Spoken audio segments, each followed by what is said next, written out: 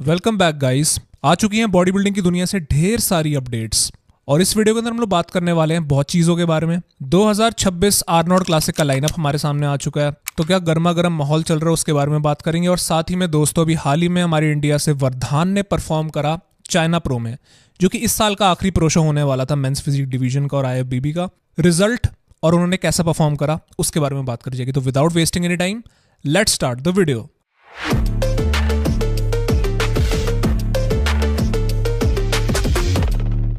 Alright, so hello Insiders, मेरा नाम है असीम और आप लोग देख रहे हो बॉडी बिल्डिंग इनसाइडर। शुरुआत दोस्तों हम लोग करते हैं अपनी इस वीडियो की सबसे पहली अपडेट के साथ, और सबसे पहली अपडेट यहाँ पर आती है नितिन चंदीला की तरफ से। अभी दोस्तों हाल ही में इन्होंने कम्पीट करा था एक IBBF वाले कॉम्पिटिशन में, और ये रेलवेज का कॉम्पिटिशन था, और अपनी वेट कैटेगरी में यानी कि अबव 100 kg कैटेगरी के अंदर ये गोल्ड मेडल लेकर आ जाते हैं। अभी जो नितिन है वो जॉब करते हैं रेलवेज में, तो उनको कम्पीट करना ही पड़ता है रेलवेज के कॉम्पिटिशन में, और इस शो के अंदर ये कम्पीट करते हैं। और यहाँ पर कंपैरिजन में देखा जा सकता है जो इनकी वेट कैटेगरी होती है। हालांकि दोस्तों जो ये वाला शो है रेलवेज का, ये इतना इंपॉर्टेंट नहीं होता जितना कि वर्ल्ड का कंपटीशन हो गया, या आप मिस्टर इंडिया की बात कर लो। तभी यहाँ पर आप कंपेटिटर्स भी देख सकते हो कि कई लोग तो श्रेडेड और शेप के अंदर आए हैं, और कई लोग ऑफ सीजन से भी बदतर कंडीशनिंग के अंदर आए हैं। हालांकि हम लोग यहाँ पे नितिन के बारे में बात करेंगे, और नितिन की बॉडी यहाँ पे दोस्तों इनकी लोअर बॉडी बड़ी नजर आती हुई, वेराज जो इनकी अपर बॉडी है वहां पर उनके आर्म्स इतना ज्यादा साइज नहीं दिखा रहे हैं। और साथ ही में इनका लेफ्ट वाला आर्म भी देखा जा सकता है, जहां पर इनको इंजरी हो गई थी, डेफिनेटली वहां पर भी इनका इम्बैलेंस नजर आ रहा है लेफ्ट और राइट वाले आर्म पर। अभी देखो अपनी अपर बॉडी पे साइज डालना, लोअर बॉडी के मुकाबले मैच करना, लोअर बॉडी ज्यादा बड़ी जो नजर आ रही है इनकी, वो चीजें ऑफ सीजन में हो पाएंगी जब ये प्रॉपर अपना ऑफ सीजन लेंगे ना, लंबे टाइम का ऑफ सीजन, अपनी बॉडी को टाइम देंगे, अपनी बॉडी पे वो साइज डालेंगे, तब वो चीजें हमको चेंजेस नजर आएंगी इनकी बॉडी पे। हालांकि दोस्तों जो मैं अब चीज के बारे में बात करने वाला हूं ना, वो फिजिक्स से रिलेटेड नहीं है, बट इनके कोच के बारे में गाइस। अभी जो वीडियो और कंपैरिजन हमको देखने को मिलता है वहां पे देखे जा सकते हैं टाइगर भाई, जो कि इनके कोच भी हैं। क्राउड के अंदर ना कोई इनको बोलता है, नितिन के बारे में कमेंट करके बोलता है, शाउट करके कि ये तो इंस्टाग्राम का बॉडी बिल्डर है, और इनके कोच सुन लेते हैं, इनके कोच रिएक्ट करते हैं इमीडिएटली, खाली इंस्टाग्राम का हीरो है। नहीं भाई, ऐसे भी हीरो, ऐसे कैसे हीरो इंस्टाग्राम का? तो कंटिन्यू खेल के देखो ना एक बार, 4-5 साल पता चलेगा। कंटिन्यू रोटी नहीं खाना, घर नहीं जाना, है ना, तो इंस्टाग्राम हीरो नहीं होता यार। इंस्टाग्राम में तो हीरो है भाई। तुम बोल रहे हो खाली इंस्टाग्राम हीरो है, और 28 साल की उम्र में इतने मेडल है, गोल्ड वर्ल्ड का, एशिया का, साउथ एशिया का, तो वैसे ही बोलते हैं कि सिर्फ ये इंस्टाग्राम का बॉडी बिल्डर नहीं है। 28 साल की एज में इन्होंने काफ़ी कुछ अचीव करा है, काफ़ी मेडल्स जीते इंडिया के लिए, ओवरऑल टाइटल्स इन्होंने जीत रखे हैं। तो टाइगर भाई वहाँ पे इमीडिएटली जो है नितिन के खिलाफ नहीं कुछ सुन पाते और रिएक्ट कर देते हैं। अभी देखो यार, नितिन की बॉडी यहाँ पे बेस्ट लग रही थी या नहीं लग रही थी उससे फर्क नहीं पड़ता है। बात यह कि कोच और स्टूडेंट का रिलेशन जो है वो काफ़ी स्ट्रांग है, लॉयल्टी जो है वो दोनों साइड से है। अब ऑब्वियसली देखो नितिन जब अपना अगले लेवल पर जाएंगे, जब वो IFBB के अंदर compete करेंगे, उनका जो सपना है ओलंपिया स्टेज पर क्वालिफाई करने का, तब हो सकता है वो किसी दूसरे कोच को पकड़ लें, आई डोंट नो। लेकिन फिलहाल जो नितिन चंदीला और उनके कोच टाइगर भाई का जो रिलेशन है, जो एक बॉन्ड है, काफ़ी स्ट्रांग है, और वो चीज़ कमेंडेबल है यार, तारीफ करनी चाहिए उस चीज़ की। बाकी दोस्तों जो ओवरऑल चैंपियन बनते हैं, यानी कि चैंपियन ऑफ चैंपियन बनते हैं रेलवेज के, वो और कोई नहीं राहुल RS बन जाते हैं। और राहुल RS इस टाइम पे मेरे currently one of the best IBBF के बॉडी बिल्डर्स मुझे लगते हैं। एकदम इंसेन शेप ये कैरी करते हैं गाइस। इनका जो स्ट्रक्चर आता है ना वो बहुत ही खूबसूरत है। 3D मसल बेलीज इनकी आती है नजर, connecting to that small waist. इनके प्रोपोर्शन सही में बहुत ज्यादा क्रेजी नजर आते हैं। हम इंडियंस के पास भी बहुत सही जेनेटिक्स हैं, अगर हमको राइट गाइडेंस मिले, परसिस्टेंस के साथ अगर हम लोग ट्रेनिंग वगैरह करें, शिद्दत के साथ करें, तो बहुत कुछ भी अचीव कर सकते हैं, जैसे कि कर रहे हैं लोग और करने वाले हैं। मनोज सारंगबानी भाई ने यहाँ पर हमको प्रूव करके दिखाया 11th प्लेसिंग लाके। ऑलमोस्ट 30 एथलीट्स ने कंपीट करा था जापान प्रो में, तो ऑलमोस्ट 18, 19, 20 एथलीट्स को उन्होंने बीट कर दिया था। राजेश जॉन जो कि एक व्हीलचेयर के एथलीट हैं, आर्नोल्ड क्लासिक 2 बार जीते हुए और तीसरी बार जीतने के लिए अपना टाइटल डिफेंड करने के लिए जाने वाले इस साल। इंटरेस्टिंग टाइम रहेगा आगे जाके देखना कि इंडियंस क्या करते हैं। बाकी मैं डेफिनेटली देखना चाहूंगा Rahul RS versus Saravanan money को समडे। इन दोनों का मैच मैं देखना चाहूंगा, और देखना चाहूंगा कि अगर ये दोनों अपने बेस्ट पर आते हैं तो फिर कौन विजेता बनता है। नेक्स्ट अपडेट की तरफ बढ़ते हैं गाइस, और अगली अपडेट आती है चैतन्य प्रभु की तरफ से। फॉर्मरली ये पहले कंपीट करते थे क्लासिक फिजिक के अंदर, अब इन्होंने स्विच कर लिया है मेंस ओपन बॉडी बिल्डिंग में, एंड राइटफुली सो। इस टाइम पर चैतन्य का ऑफ सीजन चल रहा है, और इस टाइम पर आई एम एज्यूमिंग जो इनका वेट होगा वो 120 के ऊपर चला गया होगा। और ऐसा मैं इसलिए भी बोल रहा हूँ क्योंकि अभी हाल ही में चैतन्य ने हमारे साथ एक और अपडेट शेयर करी है, जिसके अंदर कि वो बताते हैं कि उनका जो करंट वेट होने वाला है वो है 123 kgs का। यानी कि दोस्तों जस्ट कुछ महीने पहले, जस्ट 1 महीना पहले इनका 120 किलो वेट था, और अब इनका 123 किलो वेट चला गया। मतलब 3 किलो का वजन इन्होंने गेन कर लिया इतने शॉर्ट अमाउंट ऑफ टाइम के अंदर। And just look at the body guys, इनकी चेस्ट देखो कितनी ज्यादा बड़ी नजर आ रही है, इनका फ्रेम देखो, ऐसा देख के लग रहा है कि और ज्यादा मसल मास ये अपनी बॉडी पे डाल सकते हैं। और यहाँ पर चैतन्य एग्जाम्पल सेट कर रहे हैं कि इंडियंस जेनेटिक्स के मामले में कम नहीं है। और बहुत से लोग यहाँ पर कमेंट सेक्शन के अंदर चैतन्य को हल्क ऑफ इंडिया बुला रहे हैं, एंड राइटफुली सो, बिकॉज चैतन्य के हमको एफर्ट्स नजर आ रहे हैं, देख के लग रहा है कि वो यहाँ पे ट्राई कर रहे हैं अपने नेक्स्ट लेवल को अनलॉक करने का, और उसमें कामयाब भी है काफी हद तक। और India right now needs a good open body builder, और यहाँ पे उनकी प्रयास चल रही है। हालांकि इंडिया ओपन स्टेजेस पे रिप्रेजेंट होना शुरू हो चुका है, इस चीज़ की शुरुआत हो चुकी है, मगर चैतन्य अभी तक मैदान में नहीं उतरे हैं, और फिलहाल इनका प्लान भी अभी तक मालूम नहीं है कि ये कब उतरेंगे। क्या ये 2026 पूरा ऑफ सीजन अपना करेंगे और 2027 के अंदर उतरेंगे, या फिर 2026 के अंदर इनका प्लान है कंपीट करने का। और अब चैतन्य एक इंटरनेशनल कोच के अंडर गाइडेंस ले रहे हैं और अपनी प्रेप करने वाले हैं, और इनके कोच का नाम होने वाला है अब्बाला वादी, जो कि दुबई में अपने क्लाइंट्स को ट्रेनिंग देते हैं और कोचिंग देते हैं। और बाकी एक चीज फॉर श्योर की बात है कि इंडियंस का टाइम ओपन बॉडी बिल्डिंग के अंदर शुरू तो हो चुका है, अभी कितना तेजी से ये चीज प्रोग्रेस करती है मेंस ओपन बॉडी बिल्डिंग के अंदर, जितना कि मेंस फिजिक के अंदर करी गई है, वो हमको देखना पड़ेगा। और आने वाला टाइम काफी इंटरेस्टिंग नजर आ रहा है। बाकी आप लोग बताओ कि आपको चैतन्य का पोटेंशियल कैसा लग रहा है मेंस ओपन बॉडी बिल्डिंग में। और इसी के साथ मैं बढ़ना चाहूंगा अपनी अगली अपडेट और अगली स्टोरी की तरफ, जो कि आती है मनीष माधवन की तरफ से। और दोस्तों, अगर आप लोग इनको नहीं जानते हो तो मनीष माधवन एक इंडियन क्लासिक फिजिक एथलीट है। शेरू क्लासिक में इन्होंने अभी हाल ही में कम्पीट करा था, और इंटरेस्टिंगली ये वन ऑफ द बेस्ट प्लेसिंग्स लेकर आते हैं इंडियन होने के नाते, मतलब इंडियंस में से जो बेस्ट प्लेसिंग लेकर आया था इस साल के भारत प्रो शो या फिर मुंबई प्रो शो के अंदर, वो मनीष माधवन बनते हैं। आई थिंक जो उनकी टॉप 5 की प्लेसिंग आती है। रिसेंटली दोस्तों मनीष जो है वो कन्फेस करते हैं अपने इंस्टाग्राम के अंदर। कन्फेस क्या करते हैं, वो बताते हैं कि उनके साथ कुछ सिचुएशन हो गई थी भारत प्रो शो से पहले। वो ये बताते हैं कि शो से 3-4 हफ्ते पहले इनको कुछ एक सिचुएशन फेस करनी पड़ गई थी और एक मेडिकल प्रॉब्लम फेस करनी पड़ गई थी। ये हम लोग को बताते हैं कि 3 से 4 हफ्ते पहले अपने ये बेड से उठ भी नहीं पा रहे थे, इनका पूरा शरीर शिवर कर रहा था। ये अपने एक फैमिली मेंबर को बोलते हैं कि इनको अस्पताल लेके जाया जाए, और जब ये हॉस्पिटल पहुंचते हैं वहां पर इनको डॉक्टर बोलता है और डायग्नोस बेसिकली करता है कि इनको चेस्ट का इन्फेक्शन हो गया, अक्यूट निमोनिया बताया जाता है। मतलब इनका फीवर आ रहा होता है और फिर जा रहा होता है। और जब इस सिचुएशन में होता है ना एक बॉडी बिल्डर, तो मेंटली बहुत ज़्यादा डाउन चले जाता है, बिकॉज अब शो के लिए इतना टाइम तो रह नहीं गया कि ये अपनी प्रेप को पॉज कर दें, ये अपनी प्रेप तो कंटिन्यू ही रखेंगे ना। तो ये बताते हैं कि इन्होंने अपनी प्रेप को बीच में पॉज किया, डाइट का खाना नहीं खाए, बीच में अपने काफ़ी चीट मील्स कंज्यूम करना शुरू हो गए थे, जिसको ये टर्म देते हैं इमोशनल ईटिंग। इनका जब माइंड ठीक नहीं था और बॉडी एक स्ट्रेस के अंदर आ गई थी इमोशनली, तो ये इमोशनल ईटिंग करना शुरू हो जाते हैं। और बताते हैं कि 1 हफ्ता पहले शो की ये डिसाइड कर रहे होते हैं या फिर सोच रहे होते हैं कि ये शायद ना ही कम्पीट करे भारत प्रो शो में, बिकॉज फायदा ही नहीं है। एक तो इनकी बॉडी जो है वो इन्होंने प्रेप रोक रखी और पॉज कर दी थी, और ऊपर से चीट मील ये खा रहे थे। तो ये बताते हैं कि इनका तो प्लान था कि ये शायद ना ही कम्पीट करे, बट इनके कोच अब्बाला वादी, जो कि वही कोच है जो कि चैतन्य की भी है, वो इनको मोटिवेट करते हैं कि इनको कम्पीट करना चाहिए। बेसिकली बोलते हैं कि तुमने इस प्रेप के अंदर काफ़ी सफ़र करा और तुम्हें थोड़ा और सफ़र करना पड़ेगा, और कर ही लो शो, इससे बेटर अब क्या ही हो सकता है, शो तुम्हें कम्पीट करना चाहिए। और ये मोटिवेट करते हैं, पुश करते हैं इनको। तो बेसिकली इनकी ये पूरी कहानी रहती है। और जब ये कम्पीट करते हैं तो जो नतीजा निकल कर आता है शो के बाद, वो ये होता है कि इनकी बेस्ट प्लेसिंग आ जाती है इनकी करियर की, और इनकी टॉप 5 प्लेसिंग आ जाती है। मुझे एक इंटरेस्टिंग स्टोरी इनसे जुड़ी हुई लगी, तो मैंने सोचा कि आप लोगों के साथ शेयर कर दूं। इनके आगे लाइफ ने काफ़ी सारे चैलेंजेस रखे शो से पहले, काफ़ी इनको मेंटली ब्रेक डाउन कर दिया लाइफ ने इनके आगे। इनको यॉर्कर दी, नो बॉल दी और बाउंसर भी दी, लेकिन इन्होंने बहुत अच्छे शॉट खेले अपने लाइफ में और काफ़ी बढ़िया परफॉर्म करके दिखाया। तो मैं काफ़ी खुश हूँ इनके लिए, और ये कुछ स्टोरी मैं आप लोगों के साथ शेयर करना चाहता था। इसके बाद बढ़ते हम लोग अपनी अगली स्टोरी और अगली अपडेट की तरफ, जो कि आती है none other than Indian rock की तरफ से, यानी कि हमारे दीपक नंदा भाई की तरफ से।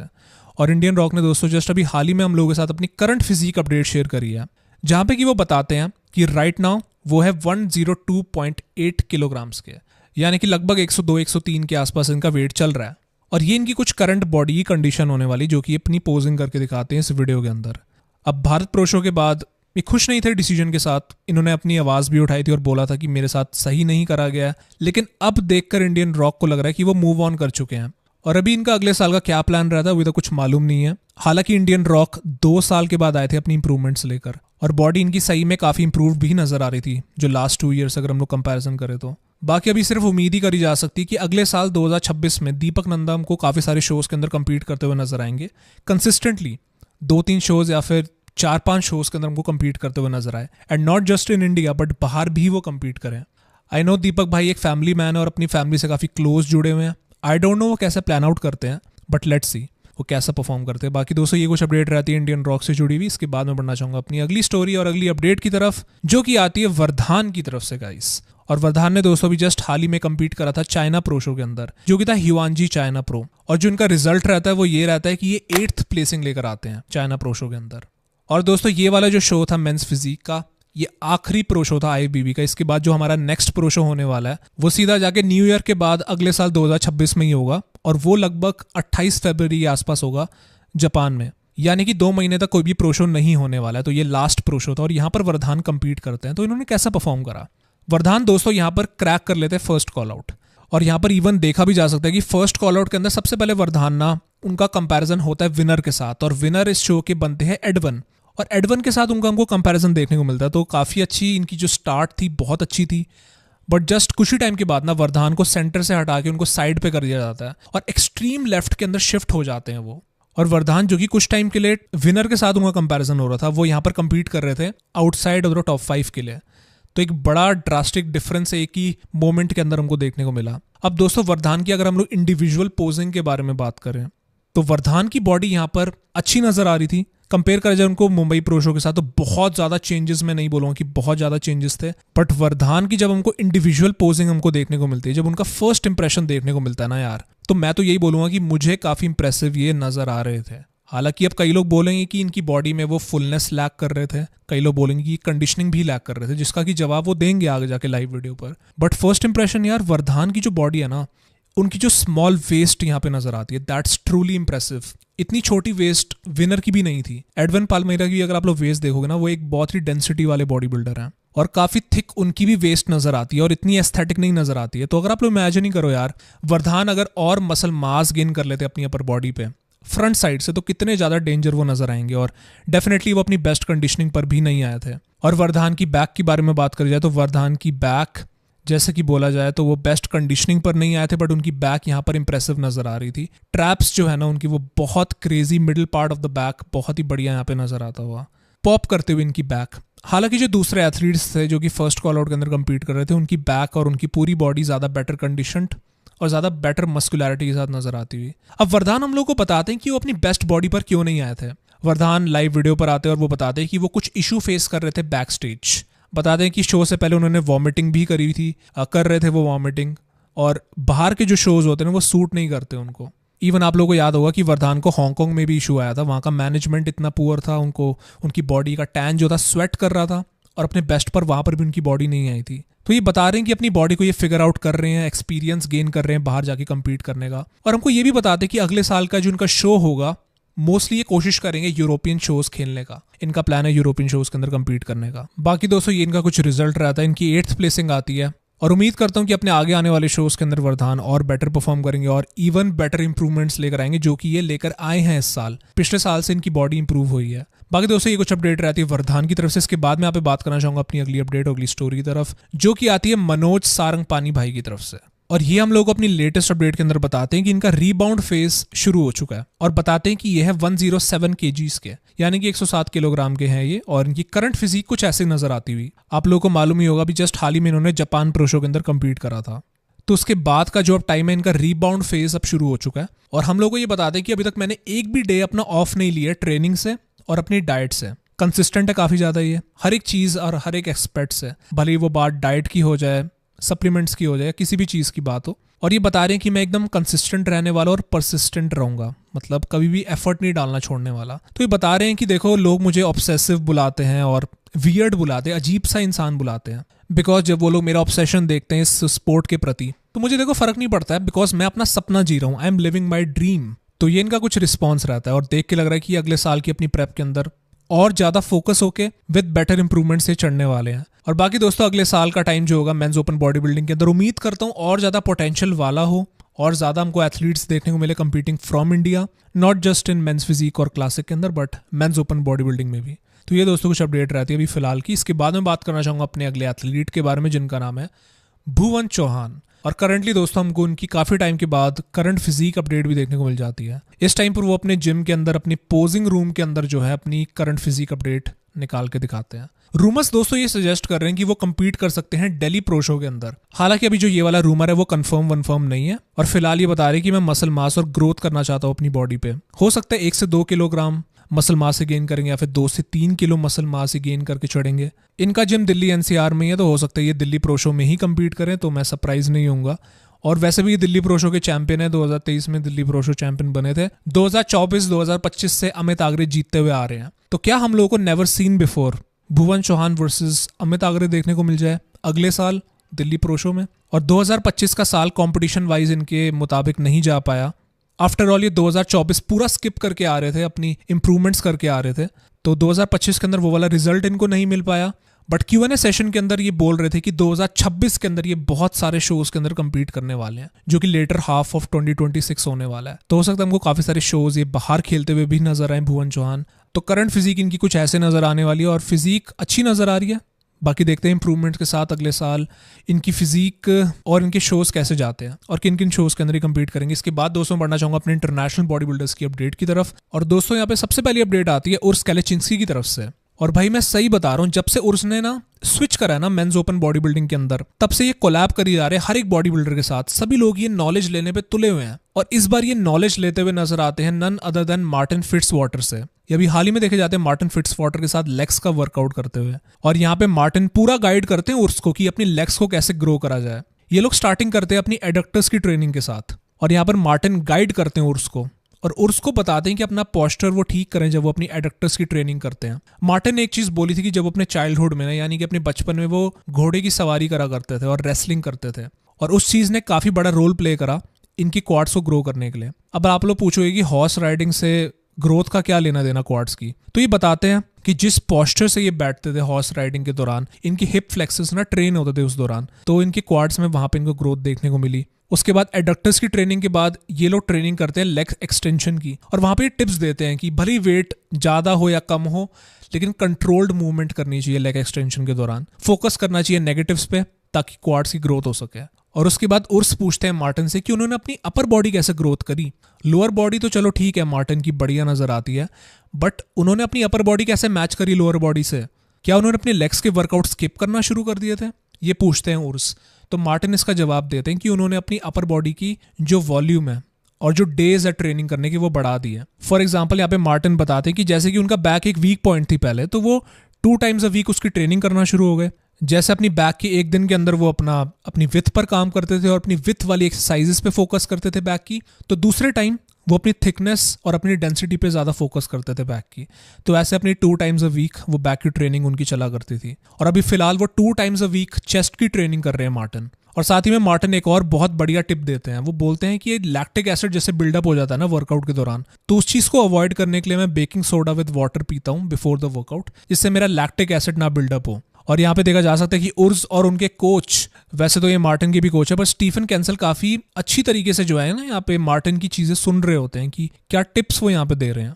और साथ ही में यहाँ पे मार्टिन ये भी बताते हैं कि वो सोडियम बाइकार्बोनेट और एप्सम सॉल्ट लेते हैं और इन दोनों चीजों को मिक्स करके नहाते हैं उससे, और इससे क्या होता है इनकी बॉडी एब्जॉर्ब कर लेती है, इससे लैक्टिक एसिड नहीं बिल्डअप होता बिफोर द लेग वर्कआउट। और बताते हैं कि ये ज्यादा वॉल्यूम से ट्रेनिंग कर पाते हैं और ज्यादा सेट्स और ज्यादा रेप्स कर पाते हैं, और बेसिकली ज़्यादा बेहतर तरीके से अपनी मसल को ये हिट कर पाएंगे। और डेफिनेटली हिट करेंगे अच्छे से मसल को, तो फिर ग्रोथ भी इनकी होगी जब ये रेस्ट वगैरह करेंगे। तो बहुत ही बढ़िया टिप्स यहाँ पर मार्टिन ने हम लोगों के साथ शेयर करी है, प्रेशियस नॉलेज हम लोगों के साथ शेयर करी है, तो थैंक्स टू मार्टिन। बाकी दोस्तों उर्स के बारे में बात करी जाए ना, तो उर्स बिल्कुल सही कर रहे हैं। अपने से बेटर बॉडी बिल्डर्स, मतलब अपने से बड़े बॉडी बिल्डर्स के साथ ट्रेनिंग कर रहे हैं, उनसे टिप्स ले रहे हैं, और बेसिकली ना अपनी नॉलेज का जो वो है ना, नॉलेज की क्यूरियोसिटी उसको बढ़ाई जा रहे हैं। सब लोगों से टिप्स वगैरह ले रहे हैं, तो इनकी जो ग्रोथ है ना अगले साल की, वो बहुत ही ज़्यादा नेक्स्ट लेवल होने वाली है, ऐसा देख के लग रहा है। बाकी मैं करंट बॉडी की बात करूँ तो उर्स इस टाइम पर बहुत ही इंप्रेसिव नजर आते हुए इस टाइम पर करंटली बड़े नजर आ रहे हैं। ऑब्वियसली इनका ग्रोथ वाला सीजन चल रहा है, और अगले साल क्या इंप्रूवमेंट्स करके आते हैं उर्स, देखना पड़ेगा यार।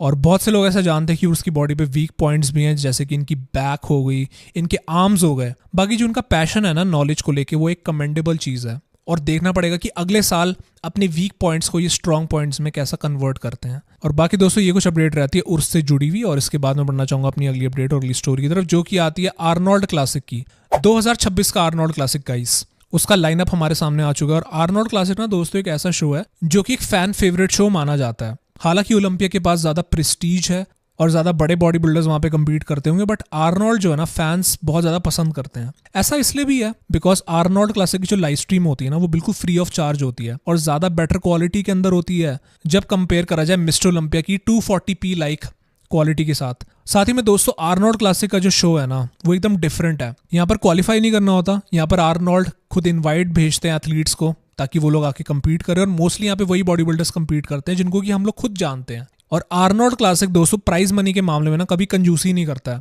इनफैक्ट यहाँ पे आर्नोल्ड क्लासिक हर साल प्राइज मनी बढ़ा रहा है, जो कि फोर्स कर रहा है ओलंपिया को भी अपना प्राइज मनी बढ़ाने के लिए, जो कि जितनी तारीफ करी जाए ना उस चीज की उतना कम है। रिसेंटली दोस्तों हमारे सामने इनिशियल लिस्ट आ चुकी है कि जो लोग कंपीट करने वाले इस साल के आर्नोल्ड क्लासिक में। हर एक मेंस डिवीजन के बारे में यहाँ पे मैं बात करने वाला हूँ। शुरुआत यहाँ पे सबसे पहले करते हैं क्लासिक फिजिक के साथ, और क्लासिक में यहाँ पे कंपीट करने वाले अपने डेब्यूइंग सैम सोलेक। इस साल इन्होंने अपना प्रो कार्ड जीता था, इस साल की शुरुआत में अपना प्रो कार्ड होल्डर ये बन गए थे, और अगले साल ये सब लोगों को सरप्राइज करना चाहते हैं अपने प्रो डेब्यू के अंदर। क्या सरप्राइज करेंगे बहुत से लोगों को सैम सोलेक। इसी के साथ यहाँ पे नाम देखा जा सकता है माइक समरफेल्ड का, माइक द बैडएस समरफेल्ड। 2025 यानी कि इसी साल के ये चैंपियन बने थे आर्नोल्ड क्लासिक के, और 2026 में अपना ये टाइटल डिफेंड करने के लिए आ रहे हैं। और बताया ही जा रहा है कि माइक अपनी हाइट को इंक्रीज करके आने वाले हैं। अजीब लगा ना सुन के, ऐसा इन्होंने बोला था कि ये अपनी हाइट को इंक्रीज करके आएंगे। अब आई डोंट नो ये कैसे करते हैं, बट ही डू इट। और अगला नाम यहाँ पे देखा जा सकता है वेस्ली विसर्स का। हालांकि दोस्तों 2025 वेस्ली का बेस्ट ईयर नहीं था और ये क्वालिफाई नहीं कर पाए थे ओलंपिया के लिए, लेकिन अभी वेस्ली का उन्होंने पक्का प्लान बना लिया आर्नोल्ड के अंदर कम्पीट करने का। और अगर आर्नोल्ड खुद जजिंग कर रहे होते हैं ना आर्नोल्ड क्लासिक की, तो फिर पक्का वेस्ली को ही जिताते, बिकॉज वेस्ली रिप्रेजेंट करते हैं एक ओल्ड स्कूल बॉडी बिल्डिंग जो कि आर्नोल्ड के जमाने में या फिर गोल्डन एरा के अंदर हमको देखने को मिलती थी। उसी के साथ दोस्तों बहुत से यंग बॉडी बिल्डर्स हमको देखने को मिलेंगे और अपकमिंग टैलेंट भी हमको देखने को मिलेगा, लाइक मैटियोस मेनीगेट, एंड्रिया मामोली, वाहिद बातपई भी यहाँ पे कम्पीट करने वाले। तो टैलेंट की कोई कमी नहीं होने वाली क्लासिक फिजिक में। इसके बाद मैं यहाँ पे बढ़ना चाहूंगा मेंस फिजिक डिवीजन के अंदर, और यहाँ पे दोस्तों बिलाल अली नहीं कम्पीट करने वाले। आप लोगों को मैंने पहले ही बता दिया था, 2025 के चैंपियन ये बने थे हालांकि आर्नोल्ड क्लासिक के बिलाल अली। आर्नोल्ड के तौर तरीके बिलाल को नहीं पसंद आए, बता रहे थे कि भाई मैं कसम खाता हूँ मैं नहीं कम्पीट करने वाला आर्नोल्ड क्लासिक में। लेकिन जो लोग कम्पीट करने वाले हैं ना उसमें से नाम हमको देखने को मिलता है आंड्रे ड्यू का। आंड्रे ड्यू वहां पर कम्पीट करने वाले हैं। एडविन पाल्मेरा कम्पीट करते हुए नजर आएंगे, ब्रैंडन हेंड्रिक्सन, और ये होने वाले हैं इकलौते मेंस फिजिक ओलंपिया चैंपियन जो कि अगले साल आर्नोल्ड के अंदर कम्पीट करते हुए नजर आने वाले हैं। हालांकि इस साल अली ने कम्पीट करा था और ई बैंक्स ने भी कम्पीट करा था, इवन डियोगो ने भी शायद कम्पीट करा था, बट अगले साल ये लोग नहीं कम्पीट करने वाले और यहाँ पर ब्रैंडन हेंड्रिक्सन कम्पीट करते हुए नजर आएंगे। उसी के साथ वीटर शैफ्स की बात कर लो, बेनकुल मार्जनी, ये सब लोग कुछ होने वाले हैं मेंस फिजिक डिवीजन के अंदर। बाकी दोस्तों इसके बाद में बढ़ना चाहूंगा मेंस ओपन बॉडी बिल्डिंग के बारे में, और यहाँ पर रिटर्निंग राफेल ब्रांडाओ नजर आने वाले हैं गाइस। 2026 के अंदर दोस्तों ये ब्राजीलियन बीस्ट हमको नजर आएगा आर्नोल्ड के स्टेज पे, तो काफी इंटरेस्टिंग रहेगा देखना। इसके बाद देखा जा सकता है निक द म्यूटेंट वॉकर को। बदले की आग के साथ दोस्तों निक वॉकर आने वाले हैं। निक वॉकर ने ऐलान कर दिया कि मैं बदला लेने वाला हूँ, रिडेम्पशन के साथ आने वाला हूँ आर्नोल्ड क्लासिक के अंदर। अब देखो ये रिडेम्पशन ले पाते उसका तो देखो मालूम नहीं है, लेकिन इनको अपनी वेस्ट जरूर से टाइट रखनी होगी, बिकॉज अगर ये गलती से जीत गए ना आर्नोल्ड क्लासिक और आर्नोल्ड इनका इंटरव्यू लेने के लिए आ जाते हैं तो फिर जबरदस्त ट्रोल करेंगे अगर निक की वेस्ट टाइट नहीं होगी तो, बिकॉज आर्नोल्ड कभी पीछे नहीं हटते हैं ट्रोल करने के लिए। बहुत से लोगों को उन्होंने पहले ट्रोल करा हुआ और मजाक बनाया हुआ है। हादी चूपन जो कि एक फॉर्मर चैंपियन है वो यहाँ पर हमको कम्पीट करते हुए नजर आएंगे। मार्टिन फिट्सवाटर जो कि एक कमाल का मोमेंटम लेकर आ रहे हैं यार। इस साल इन्होंने एक बढ़िया सैमसन दौदा को बीट कर दिया था और अपनी जगह इन्होंने बना ली है थ्रेड्स के नाम पर, मतलब थ्रेड्स की लिस्ट में यहाँ पे मार्टिन का भी नाम है, तो वो भी यहाँ पे कम्पीट करने वाले। और टोनियो बर्टन कम्पीट करेंगे और Mona Lisa of bodybuilding guys Andrew Jacked compete करते हुए नजर आएंगे। अब दोस्तों सवाल ये रहता है कि इतनी मोटी रकम जो मिलने वाली है ओपन बॉडी बिल्डिंग के अंदर, 7,50,000 $US जो मिलने वाले हैं, वो इतनी मोटी रकम कौन जीत के जाएगा? और अगर इस प्राइज मनी को कन्वर्ट करा जाए ना तो उतना अमाउंट मिलने वाला आपकी स्क्रीन पर आपको दिख जाएगा। और क्या दोस्तों Hadi versus Andrew Jacked versus Nick Walker हमको देखने को मिलेगा यहाँ पे। क्या आंड्रे ड्यू यहाँ पे फाइनली ब्रैंडन हेंड्रिक्सन को बीट कर पाएंगे? बिकॉज इस साल तो ब्रैंडन हेंड्रिक्सन ने जिस भी शो में कम्पीट करा ना आंड्रे ड्यू के साथ बीट ही करा है आंड्रे को, तो इस साल अगले साल देखना पड़ेगा कि क्या आंड्रे बीट कर पाएंगे या फिर नहीं कर पाएंगे। बाकी दोस्तों 2026 काफी इंटरेस्टिंग होने वाला आर्नोल्ड क्लासिक का, और ये बोलूंगा stay tuned for the updates. और साथ ही में दोस्तों व्हीलचेयर डिवीजन के अंदर हमारे Indian athlete Rajesh John compete करने वाले हैं। 2 टाइम्स आर्नोल्ड क्लासिक चैंपियन है ये। 2024 का ये टाइटल जीते थे, 2025 का भी जीते थे टाइटल, और 2026 में आ रहे हैं 3 पीट करने के लिए और अपना टाइटल डिफेंड करने के लिए। तो भाई को बहुत बहुत सपोर्ट है। Proud to be an Indian और इनको बहुत बहुत सपोर्ट। बाकी दोस्तों ये हमारी कुछ अपडेट वीडियो रहती है और बहुत लंबी हो चुकी है ये वाली वीडियो और मैं ज़्यादा आप लोगों का टाइम नहीं लेना चाहूँगा। बस दोस्तों अगर आप लोगों को ये वाली वीडियो पसंद आई हो तो फिर लाइक, सब्सक्राइब और शेयर, और मैं आप सभी लोगों को मिलता हूँ अगली वीडियो के साथ। तब तक के लिए अपना ख्याल रखिए। Till then take care and bye bye.